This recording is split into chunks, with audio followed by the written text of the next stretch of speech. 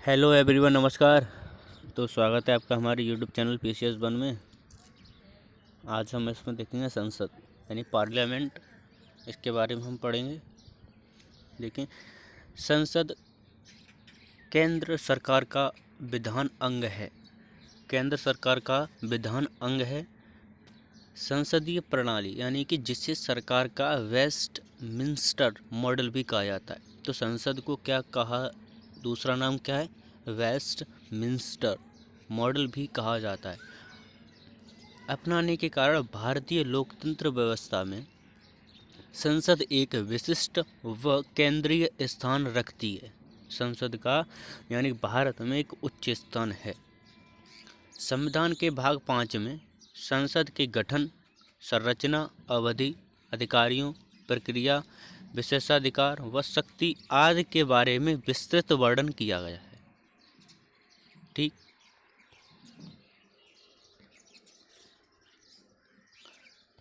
संसद का गठन। भारत की संसद के 3 अंग हैं। भारत की संसद के कितने अंग हैं? 3 अंग हैं। नंबर 1, भारत का राष्ट्रपति। नंबर 2, उच्च सदन का काउंसिल ऑफ स्टेट्स या राज्यसभा, जिसे हम कहते हैं द्वितीय सदन। ठीक, उच्च सदन का काउंसिलिंग ऑफ स्टेट यानी कि हम जिसे क्या कहते हैं, राज्यसभा, द्वितीय सदन कहलाता है। निम्न सदन या house of the peoples, Lok Sabha, जिसे प्रथम सदन या लोकप्रिय सदन भी कहते हैं। अगर कहीं लोकप्रिय सदन लिखा आ जाए तो उसे हम यानी कि लोकसभा भी बोल सकते हैं। ठीक है, इसे निम्न हाउस ऑफ द पीपल्स के नाम से भी जाना जाता है। राष्ट्रपति सदन यानी राष्ट्रपति सदन के अंग के रूप में, अगर एक जो भारत के राष्ट्रपति हैं वो सदन के एक अंग के रूप में वो कैसे हैं उसको हम समझें। संविधान में भारत यानी अमेरिका के स्थान पर ब्रिटिश प्रणाली को अपनाया गया है। ब्रिटिश संसद में क्या है कि हाउस ऑफ लॉर्ड्स यानी कि उच्च सदन वहाँ भी है, हाउस ऑफ कॉमन्स निम्न सदन, और क्राउन या राजा या रानी से मिलकर बनती है। तो ये जो संसदीय प्रणाली है वो कहाँ से ली गई है? यूके से। वो संसदीय प्रणाली हमारे भारत में यूके से अपनाई गई है। ब्रिटिश क्राउन के समान भारत का राष्ट्रपति भी दोनों सदनों में से किसी भी सदन का सदस्य नहीं होता। इस पॉइंट को जरा ध्यान से सुने कि ब्रिटिश क्राउन के समान भारत का राष्ट्रपति, ब्रिटिश क्राउन जैसा कि ब्रिटिश क्राउन में भी होता है, वहाँ पे राष्ट्रपति जो होता है वो किसी भी सदन का सदस्य नहीं होता है। यानी कि राज्यसभा और लोकसभा इन दोनों में से वो किसी का सदस्य नहीं होता है। इस बात को कृपया ध्यान से सुने। ये इम्पोर्टेंट बात है कि ब्रिटिश क्राउन के समान भारत का राष्ट्रपति भी दोनों सदनों यानी कि दोनों राष्ट्रपति भी दोनों में से किसी भी सदन का सदस्य नहीं होता है। ठीक, ये बात कंफर्म। हालांकि वह संसद का अभिन्न अंग होता है। अब इस बात को भी कि वो संसद का एक अभिन्न अंग है, निम्नलिखित कार्य संपन्न करता है।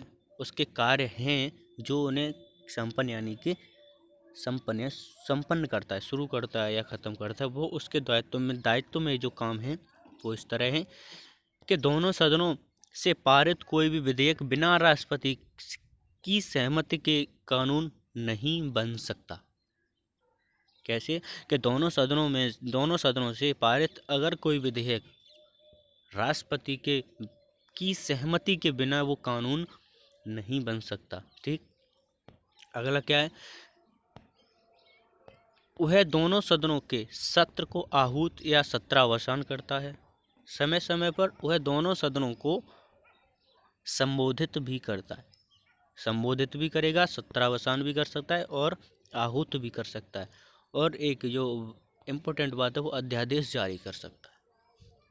अध्यादेश भी राष्ट्रपति की ही उसे लागू कर सकता है। अब राज्यसभा के बारे में देख लें कि राज्यसभा संरचना। राज्यसभा में अधिकतम 250 सदस्य होते हैं, जिनमें से 12 सदस्य राष्ट्रपति द्वारा मनोनीत होते हैं। कितने सदस्य राष्ट्रपति द्वारा मनोनीत होते हैं? 12 सदस्य। शेष 238 राज्यों और संघों क्षेत्रों से परोक्ष निर्वाचन के माध्यम से चुने जाते हैं। निर्वाचन सदस्य विभिन्न राज्यों के संघ राज्य क्षेत्रों से उन राज्यों की जनसंख्या के अनुपात में चुने जाते हैं। अब जो राज्यसभा के सदस्यों का जो चुनाव होता है वो अप्रत्यक्ष प्रणाली से होता है, यानी प्रत्यक्ष प्रणाली से नहीं होता है उसका। तो इस बात को यानी इनडायरेक्टली नहीं, अप्रत्यक्ष प्रणाली से होता है। तो इसको भी करें कि अगर वह ऑब्जेक्टिव क्वेश्चन पूछ सकता है कि राज्यसभा के सदस्यों का निर्वाचन प्रत्यक्ष प्रणाली से होता है, तो ऐसा नहीं होता है। राज्यसभा का निर्वाचन अप्रत्यक्ष प्रणाली से होता है, यानी कि जो राज्यों में जो विधानसभा है वहाँ से जो सदस्य चुने गए हैं वो राज्यसभा के सदस्यों को चुनते हैं। क्लियर हुई बात? नेक्स्ट, वर्तमान में राज्यसभा में राष्ट्रपति द्वारा नामांकित 12 सदस्य कुल 245 हैं, जिसमें से 229 तथा संघ शासित क्षेत्रों से 4 सदस्य शामिल हैं।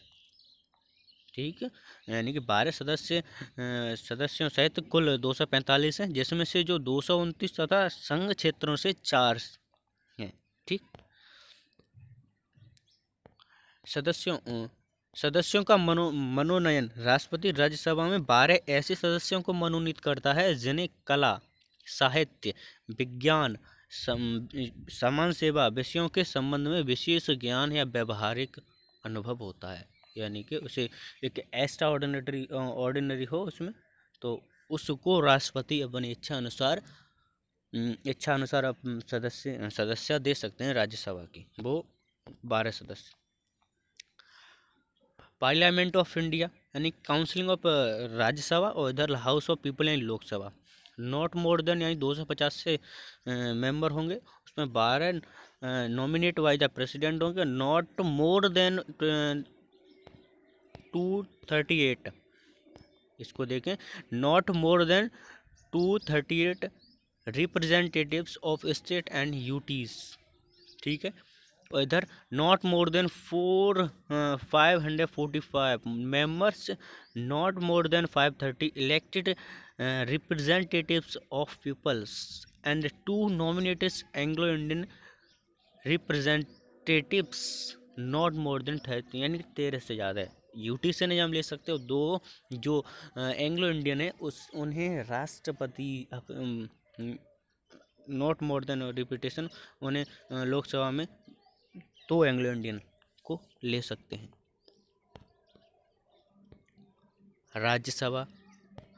राज्यसभा का प्रतिनिधित्व, इसका प्रतिनिधित्व क्या है?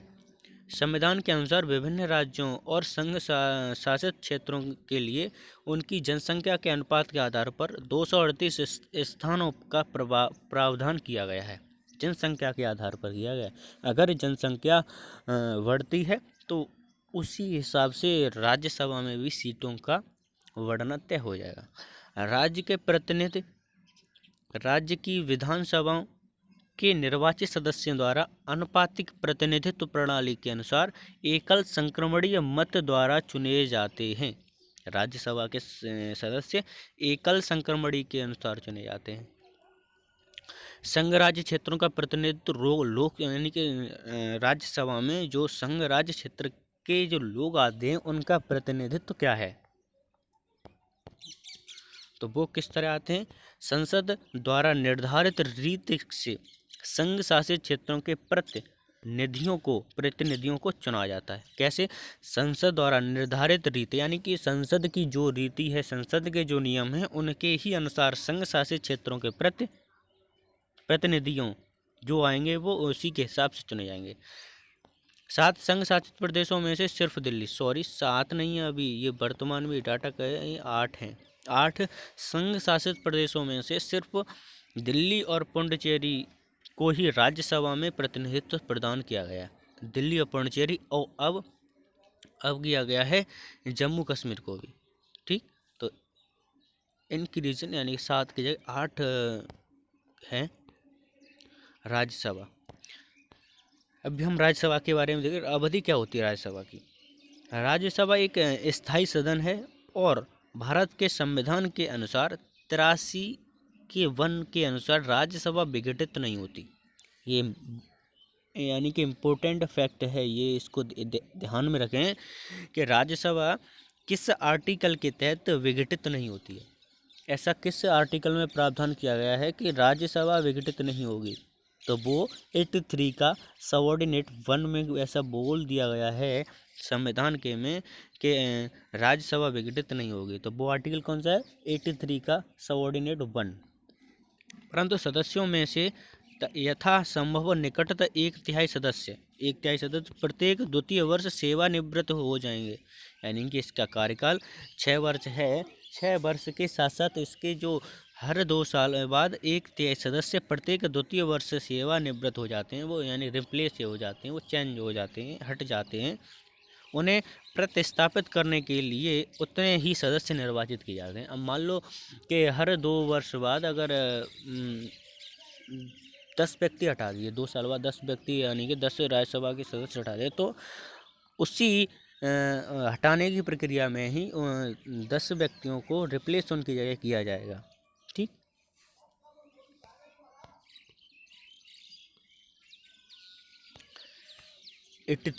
लोकसभा को देखें। लोकसभा भारतीय संसद का निम्न सदन है तथा लोकप्रिय सदन है। वे संविधान के अनुच्छेद 81 में इसकी संरचना का वर्णन है।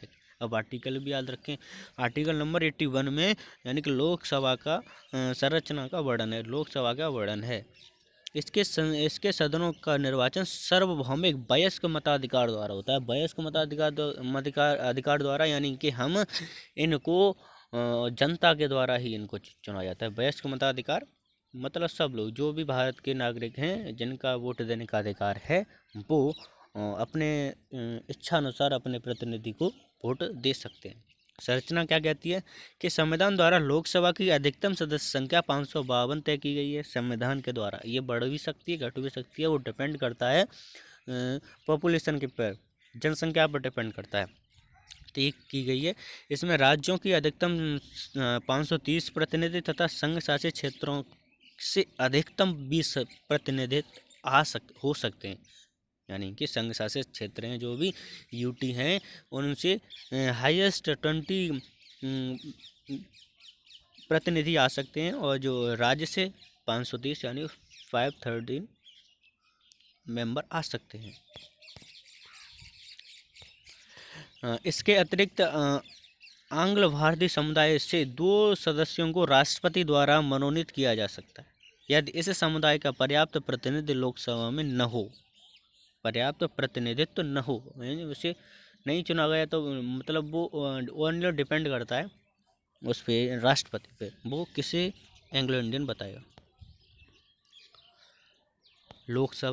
लोकसभा के बारे में राज्यों का प्रतिनिधित्व कितना है, राज्य किस तरह से अपना उसमें शेयर की तरह मान लो कि राज्य उसमें अपना कितना वो करते हैं। तो राज्य के प्रतिनिधियों का निर्वाचन जनता द्वारा प्रादेशिक निर्वाचन क्षेत्रों से प्रत्यक्ष रूप से सार्वभौमिक, अब ये प्रत्यक्ष रूप से है लोकसभा में, इसको ध्यान रखें, और राज्यसभा में अप्रत्यक्ष रूप से। ठीक है, कन्फर्म हुआ। राज्यसभा के सदस्य अप्रत्यक्ष रूप से चुने जाएंगे एकल संक्रमणी पद्धति के द्वारा, और लोकसभा के जो सदस्य हैं वो प्रत्यक्ष रूप से सार्वभौमिक वयस्क मताधिकार के सिद्धांत के आधार पर होता है। 18 वर्ष से अधिक आयु का प्रत्येक भारतीय नागरिक जो किसी अन्य कारण से अयोग्य घोषित न हो, इस तरह के चुनाव में मतदान करने के योग्य है। बात क्लियर हुई। अब जो संघ हैं, जो यूटीज हैं, उनका प्रतिनिधित्व क्या है? ठीक, संघ राज्य क्षेत्रों का प्रतिनिधित्व। जो संघ शासित क्षेत्र के प्रतिनिधियों का निर्वाचन संसद द्वारा निर्मित विधि के आधार पर निर्मित होता है। किसके द्वारा? जो संघ शासित क्षेत्र हैं उनके जो प्रतिनिधि हैं, उनका जो निर्वाचन होता है वो संसद के द्वारा निर्मित विधि के आधार पर निर्धारित होता है। तदनुसार संसद ने संघ राज्य क्षेत्र लोकसभा के लिए प्रत्यक्ष निर्वाचन अधिनियम 1965 पारित किया। यानी कि तदनुसार संसद ने संघ राज्य क्षेत्र लोकसभा के लिए प्रत्यक्ष निर्वाचन अधिनियम 1965 पारित किया, जिसके तहत प्रत्यक्ष निर्वाचन द्वारा इन सदस्यों का चयन होता है। लोकसभा के बारे में जो मनोनीत सदस्य होते हैं उनके बारे में देखें। मनोनीत राष्ट्रपति आंग्ल भारतीय समुदाय के 2 सदस्यों को मनोनीत कर सकते हैं यदि उन्हें ऐसा प्रतीत होता है कि इस समुदाय का लोकसभा में पर्याप्त प्रतिनिधित्व नहीं है। समुदाय यानी कि कोई जो अलग से डिनोट कर रहा है उसका, जो जैसे कि सिख, हिंदू, ईसाई जो भी है, उसमें से अगर उनकी जो कैसे बताऊँ मैं आपको, ये समझाऊँ, जो समुदाय होते हैं, ऐसे समुदाय अलग अलग समुदाय के लोग हैं, उसमें से जो भी समुदाय के लोग हैं, अगर एक समुदाय अगर बिल्कुल ही उसमें लोकसभा में उसका एक भी मेंबर नहीं है, राज्यसभा में एक भी मेंबर नहीं है, तो राष्ट्रपति का ये दायित्व बनता है कि वो उस समुदाय के लोगों को एंग्लो इंडियन के हिसाब से वो अपने इच्छा अनुसार वो ले सकते हैं किसी को भी।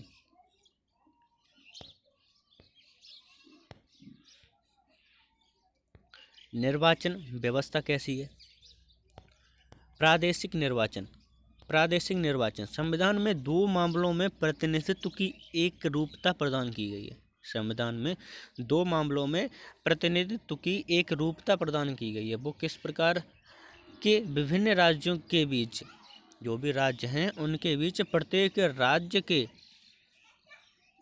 राज्य के लिए लोकसभा के सीटों का आवंटन ऐसी रीत से किया जाएगा कि सीटों की संख्या से उस राज्य की जो संख्या है उनके बीच जो अनुपात है वो संभवतः एक समान रहे। किसी के प्रति भेदभाव ऐसा ना रहे कि वहाँ पे ज़्यादा है यहाँ पे कम है। तो वो एक जनसंख्या के ऊपर डिपेंड कर दिया है। जैसी आपकी पॉपुलेशन होगी वैसे आपके साथ सदस्य होंगे। यूपी में देख लो, यूपी में ज़्यादा सदस्य हैं तो ज़्यादा पॉपुलेशन है तो ज़्यादा सदस्य मिलेंगे। अब यहीं तो मिज़ोरम में देखोगे ना, और असम में देखोगे तो वहाँ पे जनसंख्या कम है तो वहाँ पे भी सदस्य भी कम है। तो ऐसा किसी के साथ भेदभाव नहीं करेगा। प्रत्येक राज्य के लोकसभा की सीटों का आवंटन ऐसी रीत से किया जाएगा कि सीटों की जो संख्या है ना वो राज्य की संख्या के बीच जो अनुपात है वो यथासंभव रहे। बस एक ही राज्य में विभिन्न निर्वाचन क्षेत्रों के बीच प्रत्येक राज्य के प्रादेशिक निर्वाचन क्षेत्रों में ऐसी रीत से विभाजित किया जाएगा कि प्रत्येक निर्वाचन क्षेत्र की जनसंख्या का उसके आवंटित स्थान की संख्या से अनुपात समस्त राज्य में यथासंभव एक समान हो, समान अलग अलग नहीं हो। बस वही निर्वाचन व्यवस्था। प्रत्येक जनगणना के पश्चात पुनः समायोजन होता है। आपको पहले ही बताया कि यानी कि ज़्यादा सीधी बात है, जब भी निर्वाचन होगा वो बस जनसंख्या के ऊपर डिपेंड करेगा। अब 2022 में जनगणना होगी तो जैसी जनसंख्या इंक्रीज आई तो सदस्यों के भी देखने वाले भी ज़्यादा हो जाने चाहिए, क्योंकि कम पे थोड़ी नहीं होगा। प्रत्येक जनगणना के पश्चात लोकसभा में प्रत्येक राज्य की सीटों को पुनः आवंटित तथा राज्य के प्रत्येक प्रादेशिक निर्वाचन क्षेत्र को पुनः समायोजित किया जाएगा। इसके संबंध में प्राधिकारी की नियुक्ति और नियम बनाने की शक्ति संसद को प्रदान की गई है। संविधान के अनुच्छेद 82 के तहत संसद प्रत्येक जनगणना के पश्चात एक परिसीमन अधिनियमित कर सकती है। इसको ध्यान में रखें, इस पॉइंट को। संविधान के किस आर्टिकल के तहत संसद प्रत्येक जनगणना के पश्चात एक परिसीमन अधिनियमित कर सकती है? तो वो किसके साथ कर सकती है? वो 82 आर्टिकल नंबर संसद प्रत्येक जनगणना के पश्चात एक परिसीमन अधिनियमित कर सकती है। अधिनियम के अस्तित्व में आने के बाद केंद्र सरकार एक परिसीमन आयोग का गठन करती है। यह परिसीमन आयोग परिसीमन अधिनियम के प्रावधानों के अनुसार संसदीय निर्वाचन क्षेत्रों का निर्धारण करता है। निर्वाचन व्यवस्था कैसी होनी चाहिए? 42वें संविधान संशोधन अधिनियम 1976 के द्वारा 1971 की जनगणना के आधार पर प्रत्येक राज्य के लिए आवंटित स्थानों की संख्या को 2000 ईस्वी तक के लिए निश्चित कर दिया गया था। इसको पॉइंट ध्यान से देखें कि 42वें संविधान संशोधन अधिनियम 1976 कब हुआ? 1976 में हुआ। 1971 की जनगणना के आधार पर प्रत्येक राज्य के लिए आवंटित स्थानों की संख्या को 2000 ईस्वी तक निश्चित कर दिया था। जो वहाँ पे जो संख्या रहेगी, चाहे संख्या बढ़े या घटे, जो 1971 की जनगणना के तहत हुआ वो 2000 ईस्वी तक चला। इसे 84वें संविधान संशोधन अधिनियम 2001 द्वारा 2026 तक के लिए बढ़ा दिया गया। 84वें संविधान संशोधन अधिनियम के तहत 2001 से और 2026 तक जो जनसंख्या रहेगी उस पर जो संसद ने बोल दिया कि इतने सदस्य रहेंगे उतने सदस्य ही 2026 तक रहेंगे। जो भी कुछ होगा 2026 के बाद होगा, ये बात आपको कन्फर्म होनी चाहिए कि जो भी सदस्य कुछ संसदों या उसकी संख्या घटेगी या बढ़ेगी संसदों की, लोकसभा में और राज्यसभा में सदस्यों की, तो 2026 के बाद ही ऐसा होगा। ठीक। परिसीमन आयोग के बारे में देख लें एक बार। परिसीमन आयोग के आदेश बाध्यकारी प्रकृति के होते हैं तथा इसे किसी भी न्यायालय के समक्ष प्रश्नगत नहीं किया जा सकता। भारत के राष्ट्रपति द्वारा यह आदेश एक निश्चित तिथि से निर्दिष्ट किया जाता है। ये राष्ट्रपति के द्वारा ही परिसीमन लागू होता है, तो इसे किसी भी न्यायालय में इसे हम चैलेंज नहीं दे सकते।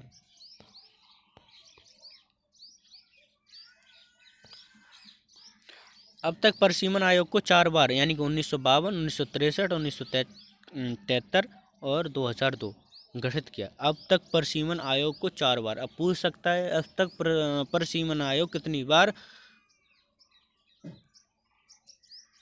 तो 4 बार।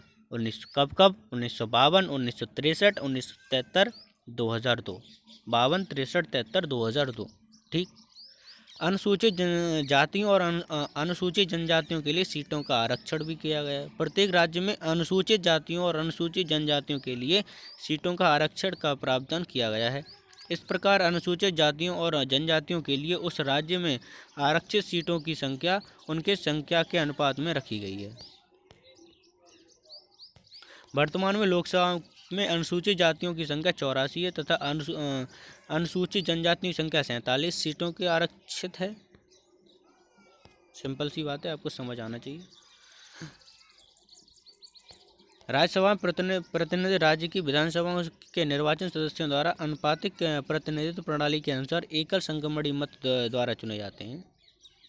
राज्यसभा चुनाव के लिए खुले मतदान का प्रयोग किया जाता है। इस संबंध में राज्य एक निवासी होना अनिवार्य नहीं है। आप ऐसा कोई कंफर्म नहीं है कि उस राज्य के आप निवासी हैं। दोनों सदनों की अवधि। राज्यसभा एक स्थायी सदन है, इसका विघटन नहीं होता है। इसके 1/3 सदस्य संसद द्वारा बनाए गए प्रावधानों के अनुसार प्रत्येक दूसरे वर्ष की समिति पर सेवानिवृत्त हो जाते हैं। संसद के लोकसभा प्रतिनिधित्व अधिनियम 1951 के अनुसार राज्यसभा के सदस्यों का कार्यकाल 6 वर्ष है। किसके अनुसार? संसद के लोक प्रतिनिधित्व अधिनियम 1951 के अनुसार है। ऐसा जो भी कुछ है 6 वर्ष का प्रावधान वो 1951 के अनुसार है। लोकसभा सामान्य कार्यकाल 5 वर्ष है लोकसभा का सामान्य, लेकिन राष्ट्रपति पहले भी विघटित कर सकते हैं। इसके अलावा लोकसभा के सामान्य कार्यकाल को आपातकाल के दौरान संसद द्वारा बनाई गई विधि के तहत एक बार में वर्ष के लिए बढ़ाया जा सकता है। एक बार में 1 वर्ष के लिए बढ़ाया जा सकता है। अगर कोई आपत्ति या कोई आ जाता है तो उसमें 1 साल के लिए उस लोकसभा के कार्यकाल को बढ़ाया जा सकता है। आपातकाल की घोषणा की समाप्ति के बाद इस विस्तार को 6 महीने की अवधि के बाद जारी नहीं किया जा सकता। आपातकाल की अगर कोई स्थिति आ जाती है तो इसमें 6 महीने की जो अवधि उसके बाद ऐसा कुछ जारी नहीं किया जा सकता। आज के लिए बस इतना ही। मिलते हैं अगले पार्ट में। संसद अभी कंप्लीट नहीं हुआ है, इसको हम अगले लेक्चर में देखेंगे। तब तक के लिए नमस्कार, जय हिंद।